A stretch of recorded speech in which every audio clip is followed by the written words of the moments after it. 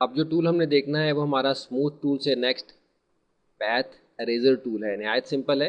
इसको समझने से पहले हम स्मूथ टूल की एक छोटी सी एक्सरसाइज और कर लेंगे। अब हम यहाँ एक पैथ डिफाइन कर रहे हैं पेन के ज़रिए से। पेन को हम डिटेल से डिस्कस कर चुके हैं कि एंकर पॉइंट जो आप डिफाइन करते हैं उसके अकॉर्डिंगली लाइन सेगमेंट वो ड्रॉ करता है।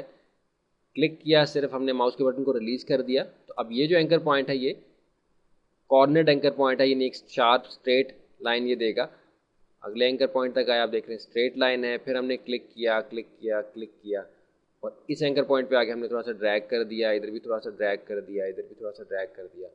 फिर क्लिक क्लिक क्लिक क्लिक और यहाँ आ गए। एक शेप है जिसमें कुछ एंकर पॉइंट स्मूथ हैं, बाकी एंकर पॉइंट्स जो हमारे कॉर्नर्ड हैं। Smooth tool selected. अब आप देखिए कि अगर हम इस एंकर पॉइंट से इस एंकर पॉइंट तक ड्रैग करें तो ये फ़र्ज़ करेगा कि हमने इसको ये बताया है कि इन एंकर पॉइंट्स के इन बिटवीन आपने लाइन को स्मूथ करना है। तो अब इसने क्या किया कि इसने कुछ एंकर पॉइंट्स के बिहेवियर को चेंज कर दिया, मज़ीद कुछ एंकर पॉइंट्स यहाँ ऐड कर दिए। डायरेक्ट सिलेक्शन टूल के ज़रिए से अगर हम सिलेक्शन लें तो आप देख रहे हैं कि इस एंकर पॉइंट के कंट्रोल हैंडल्स इसने यहाँ बनाए हैं। ये एंकर पॉइंट पहले एग्जिस्ट यहाँ नहीं करता था, तो इसने खुद से कुछ एंकर पॉइंट्स डिफाइन किए हैं और कुछ उनके बिहेवियर को चेंज करके लाइन को स्मूथ इफेक्ट देने की कोशिश की है। डिलीट कर देते हैं हम इस ऑब्जेक्ट को। Pencil tool selected. कुछ हम सिंपल स्ट्रोक्स यहाँ डिफाइन कर लेते हैं। Drop down path eraser tool. Path eraser tool को इस्तेमाल करने के लिए भी ज़रूरी है कि आपने वो पैथ सेलेक्ट किया हुआ हो जिस पे कि आप अरेजर टूल को असाइन करना चाहते हैं। आप देख रहे हैं ये पैथ हमारा सेलेक्टेड है। क्लिक किया, आपको कोई भी तब्दीली यहाँ नज़र नहीं आई। पैथ पे आए,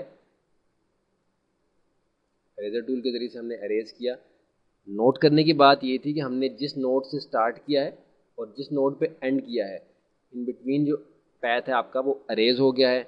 आप देखिए बिलफर्ज हम इस पैथ से ड्रॉ करना शुरू करें लाइन को और इस पैथ तक जाएं तो ये फ़र्ज़ करेगा कि आप इसको कह रहे हैं कि इस सेगमेंट को डिलीट कर दें, लेकिन यहाँ आप देख रहे हैं कि कोई नोट अपीयर हुआ है, इसलिए लाइन का कुछ छोटा सा सेगमेंट हमसे मिस हो गया। इसको इस पे असाइन करेंगे। इस पैथ को सेलेक्ट करने के लिए शॉर्टकट की इस्तेमाल करेंगे जो कि कंट्रोल की है। क्लिक किया, पैथ अरेजर टूल। ड्रैग करने की डायरेक्ट पैथ के ऊपर हमें ज़रूरत नहीं है, बल्कि हम स्टार्टिंग नोड और एंड नोड को डिफाइन करेंगे। इन बिटवीन जो पैथ है वो खुद से अरेज हो जाएगा। इस एंकर पॉइंट पे क्लिक किया और इस एंकर पॉइंट तक लेके गए, इन बिटवीन आप देख रहे हैं कि पैथ आपका डिलीट हो गया। पैथ अरेजर टूल हर तरह के पैथ्स के ऊपर काम करता है। बिलफर्ज आप देखिए कि हमने रेक्टेंगल टूल सेलेक्ट किया, एक रेक्टेंगल हमने डिफाइन किया, इसके अंदर हमने एक कलर फिल कर दिया। पैथ अरेजर टूल सेलेक्ट किया, इस नोड से हम ड्रैग करके इधर तक आए, रिलीज़ कर दिया तो आप देख रहे हैं कि इसने यहाँ से यहाँ तक का जो पैथ था वो डिलीट कर दिया। इन बिटवीन अगर से कोई एंकर पॉइंट डिफाइन नहीं हुआ था। कंट्रोल जेड से हम वापस गए हैं। अगर आप इस तरह से सर्कल करें तो कोई भी इफेक्ट आपको नज़र नहीं आएगा, लेकिन इस एंकर पॉइंट से अगर हम ड्रैग करके इधर चले जाएं, या देखिए आप यहाँ से हमने ड्रैग किया इधर चले गए, क्योंकि एक क्लोज शेप है इसलिए एक एंकर पॉइंट से किसी भी पॉइंट को क्रॉस कर लेना बहुत काफ़ी है। आप देख रहे हैं कि इस हिस्से को इसने अरेज कर दिया है। इन बिटवीन जो इसकी लाइन सेगमेंट की डिटेल थी वो ख़त्म हो गई है। बेहतर तरीके से समझने के लिए कंट्रोल जेड से हम वापस गए और कंट्रोल वाई के ज़रिए से हमने सिर्फ पैथ्स की डेफिनेशन यहाँ अपीयर कर ली है। सिर्फ आपको लाइन वर्क नज़र आ रहा है। इस नोड से हम गए यहाँ तक, तो आप देख रहे हैं इन बिटवीन जो पैथ था वो ख़त्म हो गया। इस नोड से हम यहाँ तक गए, इन बिटवीन पैथ ख़त्म हो गया। यहाँ ज़ाहिर है कि कुछ पैथ रह गया है। सिलेक्शन ख़त्म हो गई है। दोबारा से सिलेक्शन लेने के लिए कंट्रोल प्रेस किया, सिलेक्शन ली, देखें ये एरिया डिलीट हो गया। तो पैथ अरेजर टूल किसी भी तरह के ऑब्जेक्ट के पैथ्स के ऊपर काम करता है। बेहतर तरीके से समझने के लिए हमने एक रेक्टेंगल डिफ़ाइन किया था।